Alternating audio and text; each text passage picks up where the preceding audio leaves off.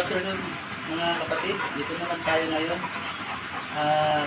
Kung may alaga, may lalagain. Ito yung manok natin na lalagain natin ngayon. Ang laki. Guys, ano ito? Yung alaga natin sa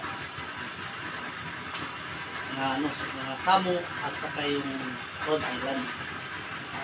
Gagawin natin para tanggalin natin yung mga balahibo nito. Tingnan mo yung kala namin, itong kala namin. Ano ito? Yung acetic kemaw lang, change oil, yung gatong namin. Kaya kung gusto ninyong mag-order sa kala namin, pwede kayong mag-contact sa amin. Hindi ka na mag-gagasol. Mahal pa ng gasol, change oil lang ng sasakyan ninyo, motor ninyo. At kita naman ninyo kahit ang lakas-lakas ng apoy, wala pang usok. Hindi mabaho. Ayan, no?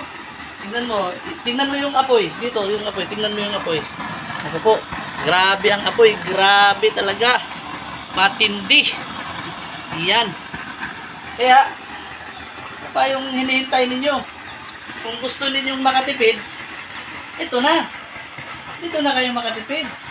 Kaya, humingi lang kayo ng change oil sa mga kaibigan ninyo. Kung bumili ba kayo ng mga change oil kung saan dyan, isang buwan ninyo gamit ang tipid, tulo-tulo lang. Guys, tulo-tulo lang mga kapatid.